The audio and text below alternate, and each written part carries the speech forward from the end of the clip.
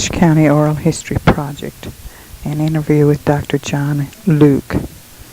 October the 9th, 1980. Interviewer Clarice Weaver. Dr. Luke, where were you born? I was born in Charlestown, West Virginia. It used to be Virginia, but some of the counties were taken over into a northern state after the Civil War. So it was in Charlestown, West Virginia, in 1898. 1898. Oh, yeah. March the 6th. Well, you've seen So I've seen a lot of life. yes, you've seen a lot of changes, some for the better and some for the worse, I'm sure. When did, and you grew up in that area, did you? Yes, I grew up there as a young man. And then I was in World War I for just a little while. It broke up when I went in. Is that right? Mm-hmm. Well, I guess about a month, something. I guess you were kind of happy about that. I went to West Virginia University, and I was in the Student Training Corps there, which was turned into an Army camp, really. So then you just automatically fell into service. Well, that was service. Oh, was it? See, the colleges had what they call student army training college, and we didn't do a thing with drill and nothing worry about a camp, really.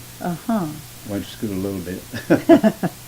So, where'd you go to the seminary? Went to Union Theological Seminary, Richmond, Virginia. And then, did you come to Ashe County, your first seminary? Yes, I came to Ashe County, although I preached in summertime in different places. I came to Ashe County, my first charge, and I've been here ever since. You must have liked Ashe County. Establishing churches and working in churches and building churches. That's what I've done. Well, now, when was the first Presbyterian church established? Well, they were preaching in Ashe County by the Presbyterians from down in Concord Presbytery, and also we understand that back several years ago during the war that Presbyterians started to build a church, but never continued it. Migrated to Kentucky. That Revolutionary War. Yeah, and the first church that was officially organized, although we'd had preaching at different points, was Ebenezer Church, 1897, 98, by Dr. Gillespie, E. Gillespie. He organized the He organized the church and built the church there. Well, before that now, and you mentioned about was that David Helton, was he a Presbyterian that came into the Helton area? Yes, they were Presbyterians, came into the Helton area. What they call stump preaching, is that what they call under a tree? Did they call that stump preaching? They probably did, I'm not certain, but all I know is that history tells us that they started to build a church, a log church, and the war came on and all of them migrated to Kentucky, like a lot of people did. So, coming into Ashe County in were you married when you come into Ashe County? No, I wasn't married. What was your wife's maiden name? Her name was Mary Shaw. Mary Shaw. From Scotland County, a little town named Wagram, North Carolina. Not far from Laurinburg. How many children do you have? We had 2 children, and our son died. And our daughter, I don't know whether you knew her or not, Mary Frances. Well, anyway, she lives in Birmingham, Alabama now, and she has 2 sons. One of them started in Auburn College this year. Really? And he's Eagle Scout and started in Auburn College. He's plays on the marching band. He's a trumpeter. Really? Well, and then the other boy is John. He's at home yet, going to high school. So you moved to Ashe County, raised your family, and you've enjoyed. You must have liked. You Oh yes, I have. My daughter's name is Mrs. R.W. Whitman. I didn't tell you that. Birmingham, Alabama. Ashe County's had a lot of changes, hasn't it? You've seen a lot and been part of a lot. Well, I don't know. I've been here some time. How many churches did you help organize? I organized 5 churches. 5. 2 of them are in Wilkes County, in Union Township, Bethel and Miller's Church. And the ones I organized, Silver, Low Gap, Laurel Fork, and Glendale Springs, I organized them and built churches for them. Mm-hmm. And I rebuilt Ebenezer Church because it was just a frame building and it was going to fall down. Your area is out in the Glendale. Yes, Glendale. Mhm. I've been in that area most of the time. Well, Although I worked in Lansing and West Jefferson. I held meetings at West Jefferson in our tent before the building was built. So it kind of helped, work with Mr. Stone to organize. could you kind of describe one of the old tent revivals? Well, They our call them revivals, Chautauquas. we call them Christian Chautauqua. Mm-hmm. And Christian Chautauqua, we run for about 10 days. And we'd have the children in day location Bible schools in the morning. We use tents 40 by 60. That size tent, 2-pole tent. And then at nights we would have evangelistic services. Mm-hmm. And that's consistent with what we call the Christian Chautauqua. Well, they learned the scriptures, but they also learned some crafts too, didn't they? Yes, we had some crafts along the day location Bible school, Mm-hmm. like a good many of them did. You've been your church, I'm sure, has been a very, had a lot of impact into the Glendale Springs area. Well, I hope so. Now, Well, did good. I'm sure it has. Did Mhm. in those days, did the Presbyterians immerse and have the immersions at the creeks like some of the Baptists? Well, the Presbyterians receive people baptized in any way. We believe that there's Christians we receive, we don't immerse them over, sprinkle them. But Presbyterians use sprinkling as their method, representing the Holy Spirit.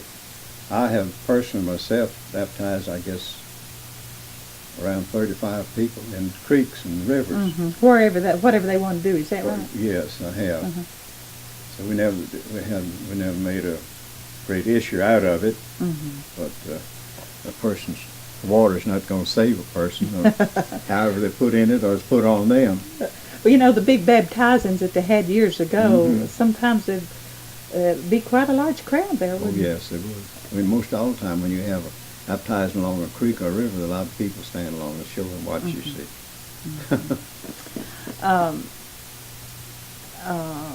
The Chautauqua that you were talking about. Chautauqua. Did you buy your tent, or did you buy No, it Mr. Stone bought the tent. for the Yeah, he got Presbyterian? it through for the from the Presbyterian.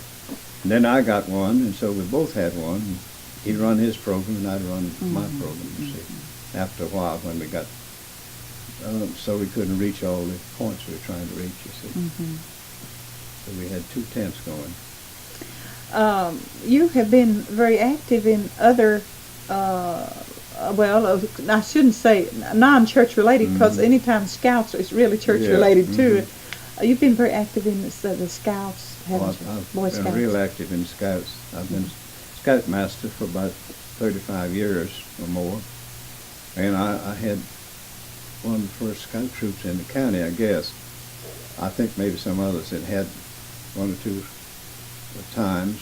Maybe Basil Barr had a little group, maybe some others, but I had a scout troop when we were not under Old Hickory Council. I used to have to send to New York to get out charters and so forth Oh, to really? the national headquarters. Uh-huh.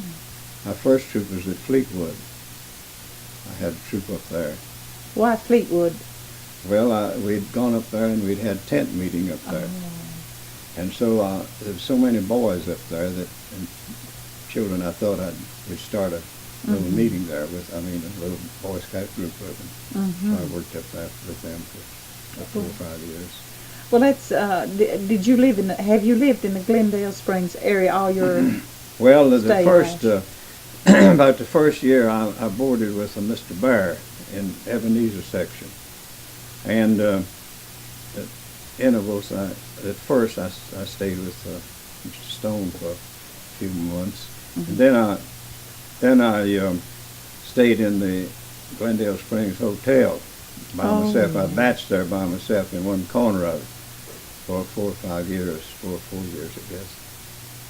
So before I got married.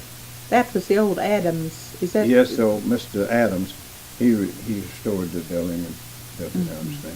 Mm-hmm. Called him Colonel Adams or whatever his name was. Was that a just rank bestowed on him by his friends, or was he a military man?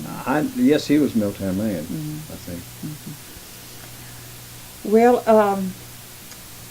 you've I know too you've been active in other programs and organizations here in the county. I'm thinking you served on the draft board in World War II. Yes, didn't I you? served on the draft board. Saw a lot of boys leave. I Yeah, guess the service. Every group that left, I gave them a New Testament. Mm-hmm. Had a prayer with them and gave them a little New Testament.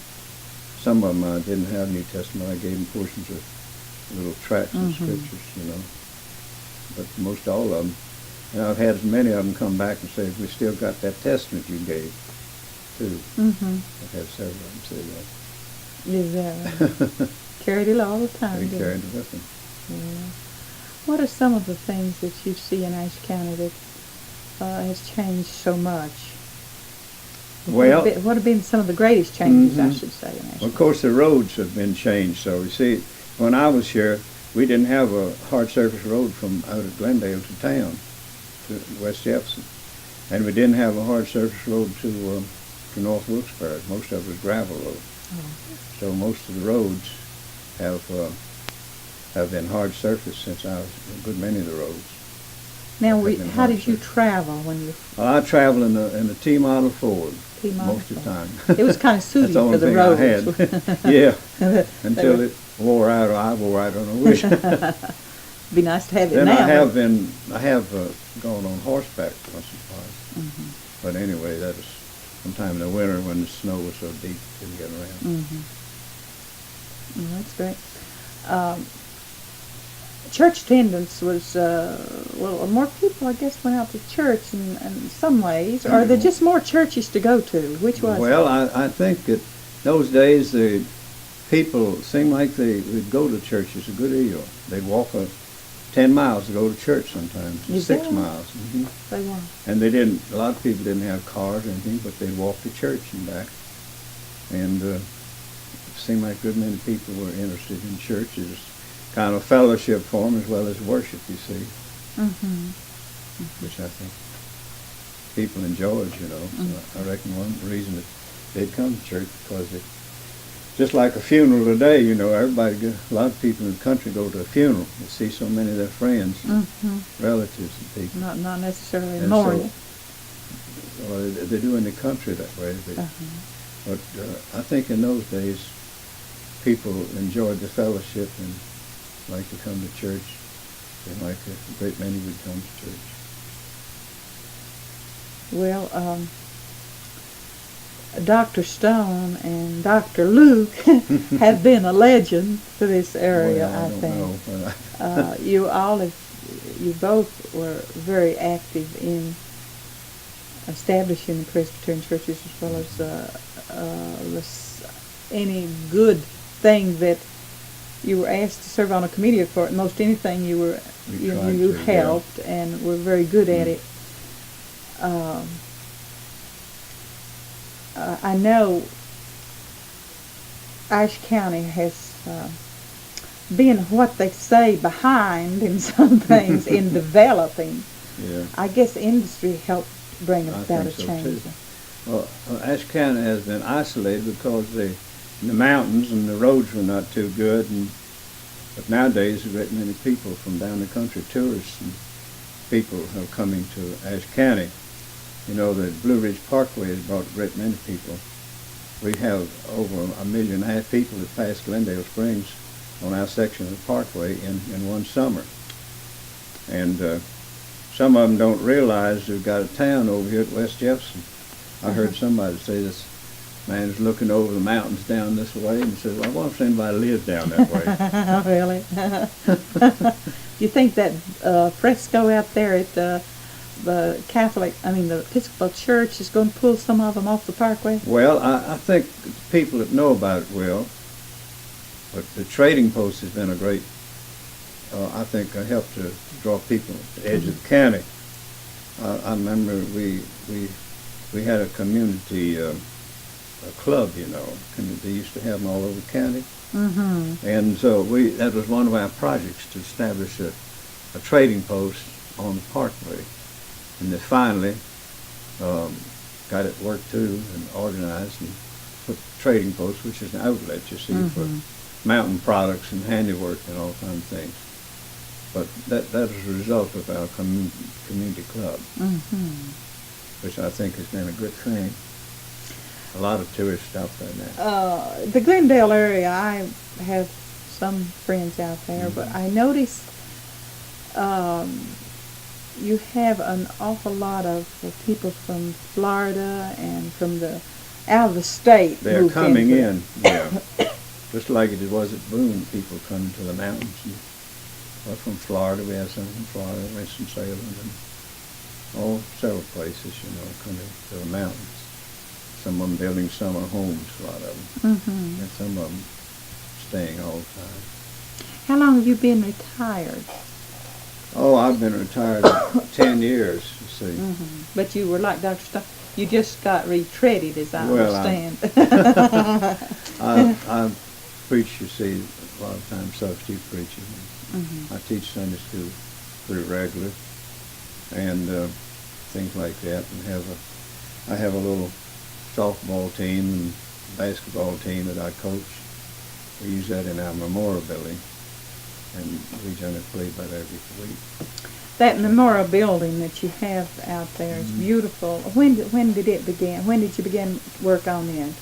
Oh, let's see, I don't know exactly, 1930. Was that a memorial to? My That's son, a memorial to your Johnny son. Luke. Of course, we have some other memorials on Delma Wade Rose. Son, you know, used to be active in it. And they had an idea we like to have a building, you know, where we have activities, you see. So before my son died, we sort of planned some kind of a building. So after he died, a good many people said, let's put up a memorial to him, you see. And so that's the way we raised the money, and that's the way we put it up. That's one of the better.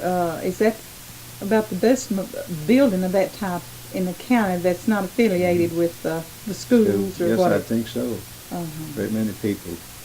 Well, we have a lot of homecomings, you know. Say, for instance, Sunday, the Howell family had a reunion there. Then the other churches around, they also have their big dinners there when they always come to us for a date, you know. So we've had marriage, you know, suppers after the marriage, and we have showers and all kind of things. Well, what is it? It has all the facilities, a kitchenette, Yes, a we have kitchen. a splendid kitchen, and we have a big dining room downstairs, and we have folding tables and chairs and everything downstairs, and we have a basketball court upstairs. Oh, really? So well, that's good. We have a good, a nice facilities. It's not everything's finished inside, but it's really convenient, you know, for everything. We're trying to finish a little thing here and there in the inside. For instance, we put up ceiling in the basement. Ceiling cost us around $2,000, and the work cost us almost Ponderosa pine from the west, you know. We bought it through West Jefferson Park Parkatakan. But those things help to finish it up, you see.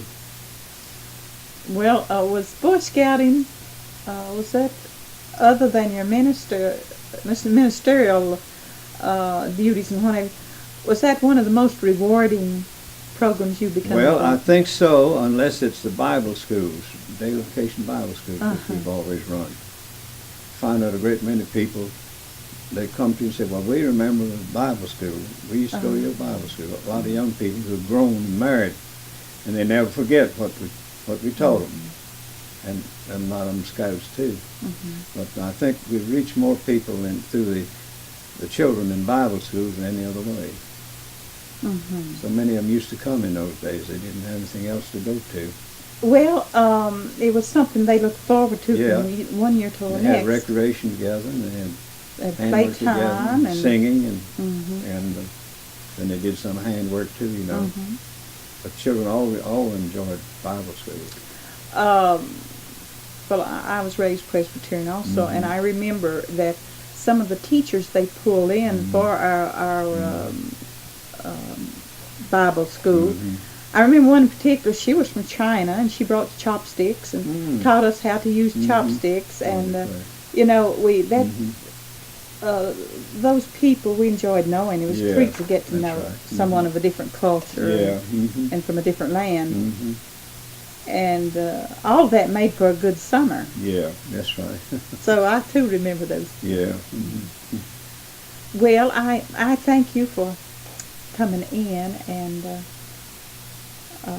talking with us. Well, I enjoyed talking too. We need to Hope get. it'll be valuable and worth something. Well, I'm sure it will.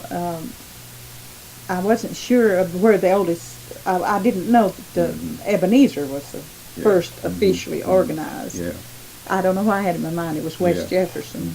No, they had preaching at Jefferson, you see, before West Jefferson was really built up at all, you see. See, there wasn't any town over here at West Jefferson, hardly. Of course, it developed, you see, when the railroad came in. Yes. And Jefferson was the county seat, and that was more settled than West Jefferson. Well, And it really was. I've seen pictures of West Jefferson more than anything here, but a few little buildings. Probably Basil Bar has one or something. in my lifetime, of course, there's been such a Mhm. change in the Mhm. homes. The homes Yes. are so pretty now that they're Yes, the building homes snug are here in the mountains. Really developed. Mhm. We've had, of course, we used to have log cabins and wood homes, you know, but nowadays the homes have really developed in the mountains. We have the ranch homes, you know, brick homes and so forth. It's a fine place to live, isn't it? Yes, it is. Well, thank you A so lot much. of people find that out and come in here too. I believe they are.